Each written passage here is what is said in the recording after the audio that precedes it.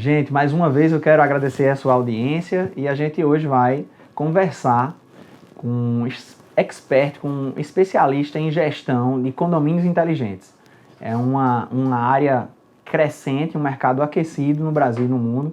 E eu tenho a honra de hoje entrevistar Marcelo Amorim, que é representante, é o CEO da marca Versari, a marca que a gente tem a honra de ter participado também da construção dessa identidade. Então, se você tem interesse em conhecer um pouco mais sobre o universo da tecnologia envolvido na administração e gestão de condomínios inteligentes, vem conosco e a gente quer agora transmitir para você essa entrevista riquíssima que vai aí te enriquecer em conhecimento.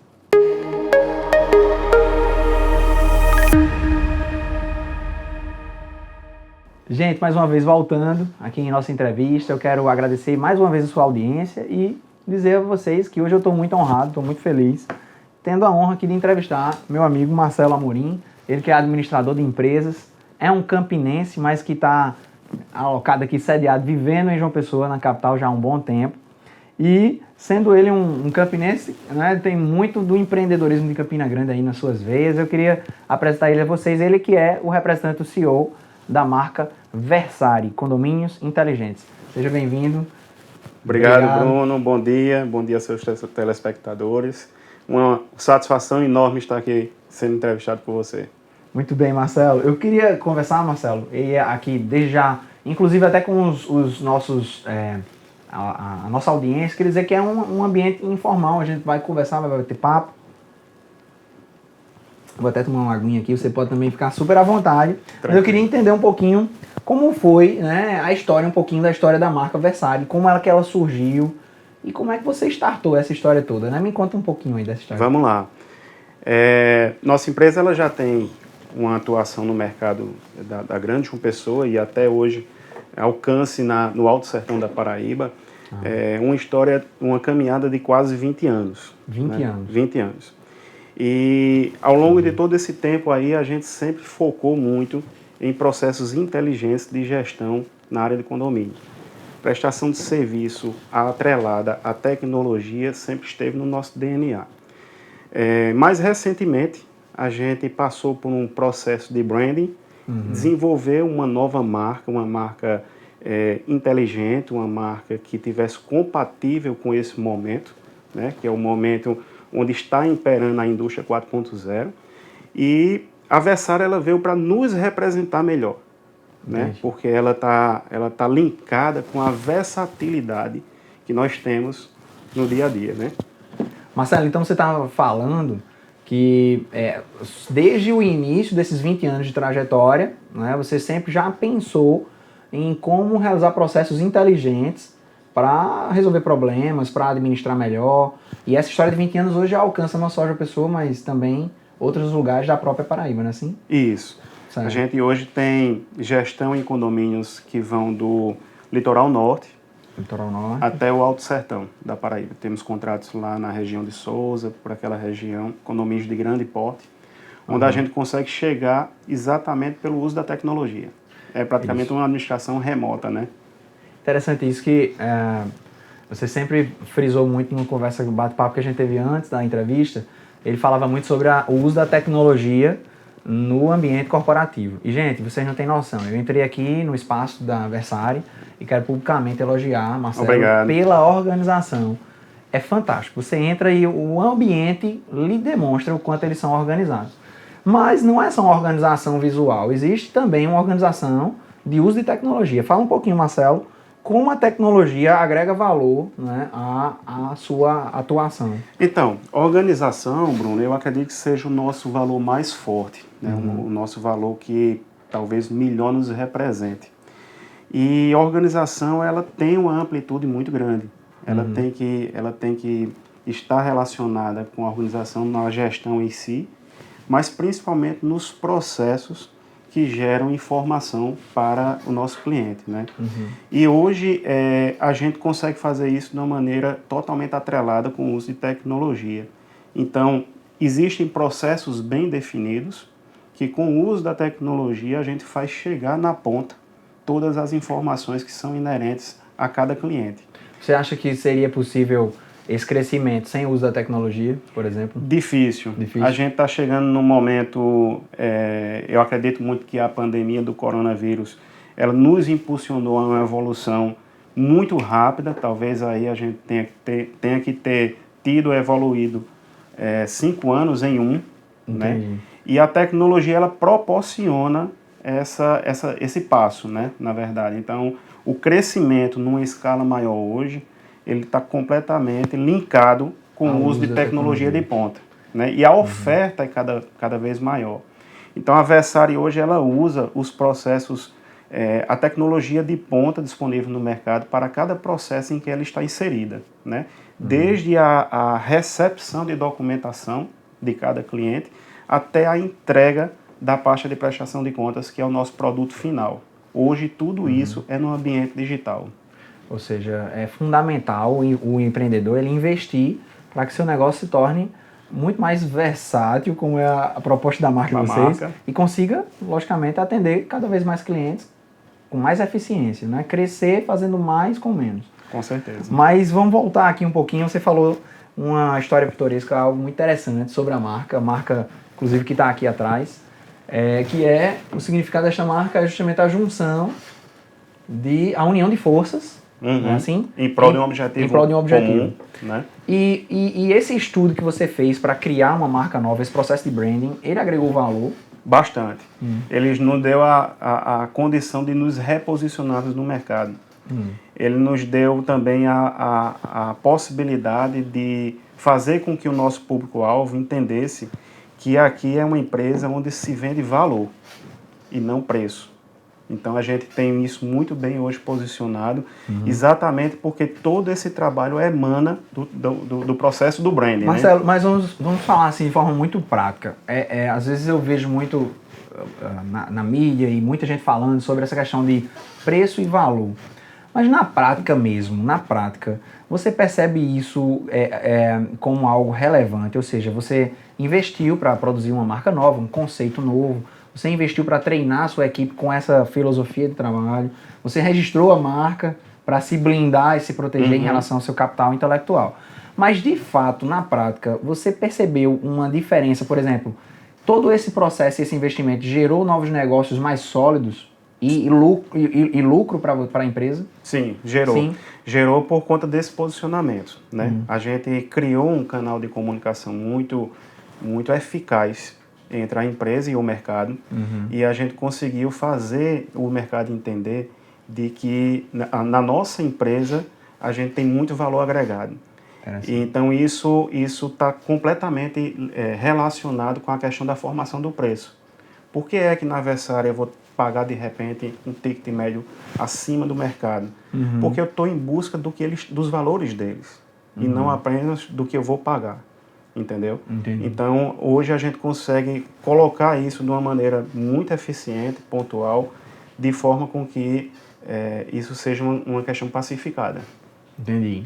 Em relação, por exemplo, aos registros de marca, eles contribuem também com a perspectiva de oportunidades futuras. Por exemplo, o caso da Versari é um case de sucesso já na Paraíba, e onde ele atua, mas que certamente pode se tornar uma marca que venha se tornar uma franquia. Por que não pensar, por exemplo, na expansão, né? E a gente montar um modelo de negócio de modo que ele vai atingir aí não só o Brasil e alcançar o mundo. Isso é muito possível hoje em dia. Mas eu quero aproveitar agora e conduzir a entrevista para diferenciar, para quem nos assiste, qual seria então a diferença entre uma administração de condomínio inteligente para, por exemplo, a atuação de um síndico residencial, né? A administração de um condomínio, ela envolve uma responsabilidade jurídica e fiscal muito grande. Então, jurídico e fiscal. Certo. Então, assim, o nosso papel enquanto administradora é dar o suporte para que o síndico esteja bem assessorado. Né? Esse suporte, ele abrange todas as áreas que estão elencadas na administração em geral de um condomínio. Administrativo, financeiro, contábil, jurídico, departamento pessoal e apoio predial. Então, a gente consegue alcançar, vamos dizer assim, as obrigações que são inerentes ao síndico de uma maneira tal que ele consiga realmente fazer o seu papel, cumprir o seu papel, porque a representatividade do condomínio cabe a ele unicamente, né? Eu costumo dizer que a gente absorve um cargo de confiança do síndico, exerce um cargo de confiança, mas a responsabilidade é toda dele. Entendi. Então, assim, são papéis distintos e quando existe uma assessoria num nível, vamos dizer assim, mais evoluída em termos de tecnologia, em termos de inteligência para a gestão, o síndico ele passa a ser uma figura mais representativa e atuar nas questões internas do condomínio, como, por exemplo, convivência. Então, por exemplo, o síndico ele sempre será o representante legal, assim prescreve a nossa legislação. Sim. Ele é o representante legal do condomínio e ele é quem decide, por exemplo, aonde será aplicado determinados os recursos do condomínio, onde eles serão aplicados de acordo com o que foi pré-estabelecido, por exemplo, nas assembleias. Isso. Ele vai ser o representante da assembleia para a execução de determinadas ações. Mas ele conta com a administração do condomínio, por exemplo, na gestão, na organização geral, Sim. tributária, na cobrança dos condôminos, ou, por exemplo, você me falou de algo muito interessante, que você inclusive faz agora assembleias virtuais, é isso? Virtuais, é. Como que funciona isso, por exemplo? Então, assim, essa assembleia virtual, ela veio do momento da pandemia, né? Da necessidade das pessoas continuarem fazendo rodar a gestão do condomínio, né? Cada condomínio tem a sua necessidade. E a gente não ter essa limitação por conta da situação que nós estamos vivendo agora. E é possível todo mundo estar online e votar enfim, vai ter uma ata no final que pode ser registrada? Vai ter uma ata no final que pode ser registrada, inclusive com amparo legal, porque por conta do estado de calamidade pública atual, a gente tem uma lei que permite a realização de assembleias virtuais condominiais, né? Entendi. E aí a gente hoje está preparado para oferecer esse trabalho ao cliente de uma maneira muito dinâmica, objetiva e prática. O que temos percebido é que não apenas possibilitou dar continuidade nos trabalhos, como impulsionou uma participação muito maior e mais objetiva. Então, aquelas reuniões muito alongadas, de repente elas foram reduzidas aí a 1 a 2 horas, de maneira muito mais objetiva. Um processo de votação 100% eletrônico, onde ele já inibe quem está inadimplente, não pode votar conforme previsão legal. Então, isso aí é uma coisa que a gente tem conseguido realmente alçar. Marcelo, algo interessante que eu estava também lendo é que, por exemplo, existe uma estatística, não sei se essa estatística está atualizada agora 2020, mas eu vi que João Pessoa tem algo como em torno de 11 mil condomínios. E a atuação de um administrador de condomínio vai girar um faturamento em torno de 3 a 7% dos gastos do condomínio. Ou seja, não é algo tão impactante para o orçamento do condomínio e gera uma organização muito grande, né? E isso eu tenho certeza de que todo mundo que mora em condomínio espera do seu próprio condomínio, que é justamente ter um ambiente organizado. Também, algo interessante eu farei uma nova pergunta, mas algo interessante é que já se chegam a João Pessoa algumas possibilidades de novos investidores. Sim. Mensalmente, a gente está sempre em contato com investidores que gostaram de João Pessoa ou encaram em João Pessoa um ambiente propício a novos negócios. Então, por exemplo, já se ventila aí a possibilidade de novos complexos e resorts se instalarem em João Pessoa. Isso vai atrair também a construção de novos condomínios. Sim. E os condomínios estão cada vez mais sofisticados. Você tem hoje condomínios com alta tecnologia envolvidos em segurança, também na gestão de lojas que pertencem ao condomínio e são alugadas a terceiros. Isso.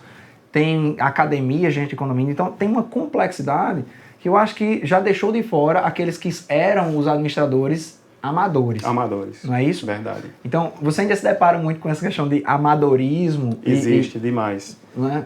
Ainda tem espaço para isso? Né? Está perdendo espaço demais, mas ainda é uma realidade.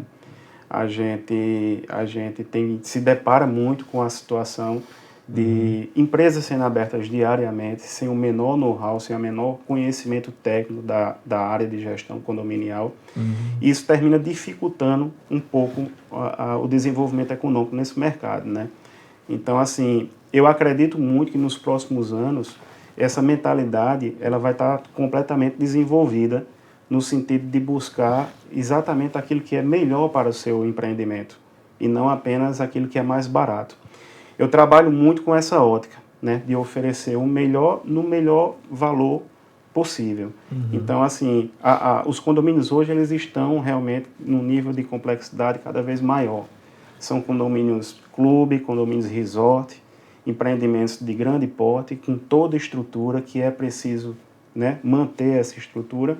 E o síndico ele precisa estar muito bem amparado numa retaguarda dele por uma empresa que tenha a capacidade técnica, principalmente, de levar esse trabalho a contento. Muito bom, excelente. Uma última questão que a gente estava conversando, ainda existe nessa ideia do amadorismo, aquela figura que vai prestar serviço ao condomínio, ele ainda não é um dono de uma empresa, na verdade é um profissional autônomo. E ali ele, por ser um serviço considerado como algo muito simples, ele cobra e emite só um recibo, não emite uma nota fiscal. Ele deixa de recolher imposto, ele gera um risco trabalhista para o condomínio, além de ter, assim, enfim, descumprir com toda a legislação, né?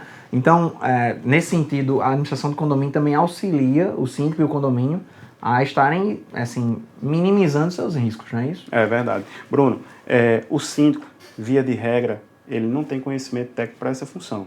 A gente ainda se depara muito com essa situação, né? São cenários que acontecem com muita frequência. Houve uma eleição, alguém dos condôminos se candidatou, ou então foi empurrado para o cargo de síndico. Foi levado assim. É uma questão que acontece com muita frequência. E aí ele foi ali como se fosse uma peça de quebra-cabeça. Eu vou fechar aqui para poder fechar essa questão da eleição. Então, o que acontece?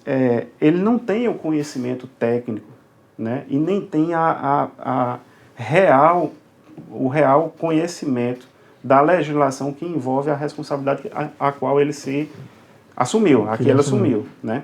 Então, se não houver uma empresa que faça esse papel na retaguarda da orientação, do encaminhamento, da determinação do que se pode e o que não se pode no dia a dia, dentro de um condomínio, no âmbito condominial, termina que ele não consegue fazer uma gestão eficiente e ainda assim vai deixar espaço para problemas tributários futuros. E essa realidade, ela ainda é muito presente no condomínio, na área condominial, né? Porque a gente tem um mercado que é, de certa forma, prostituído, tem aqueles prestadores de serviços que estão acostumados a receber exatamente como você falou, emitindo apenas um recibo, papelaria, ali, né? Sem observar as nuances que estão envolvidas através do que determina a legislação. Recolhimento previdenciário, recolhimento de imposto de renda, dependendo do valor, imposto sobre serviço na prefeitura municipal, né? Então, assim, a gente precisa realmente dar esse respaldo para o cliente e fazê-lo entender que aquilo ali é uma necessidade. É uma burocracia necessária e não uma burocracia voluntária. Interessante isso, uma burocracia necessária e não voluntária. Marcelo, eu queria finalizar aqui agradecendo, tá? Obrigado, essa entrevista maravilhosa, assim, muito tranquila e muito agradável. Parabenizar mais uma vez a Versário por toda a sua organização, né? E assim, queria só fazer uma última pergunta, né? Queria saber, assim, quando você pensa no futuro, o seu sonho em relação à sua empresa, a marca Versário e o mercado em si, né? Qual seria o sonho, os objetivos aí de longo prazo? Eu vou falar do objetivo maior, né? É um objetivo que sempre foi esse, o nosso, assim, eu vou chamar de pilar dos nossos objetivos, né? E aí é uma questão que eu passo para a minha equipe aqui diariamente, para que essa visão ela seja realmente incorporada por todos aqueles que fazem a Versário. Não trabalhamos para sermos gigantes no mercado, mas nos tornarmos realmente uma referência de qualidade, onde a nossa marca esteja associada a realmente processos eficientes que geram valor e segurança, principalmente nos âmbitos jurídico e contábil para o condomínio, cada cliente nosso.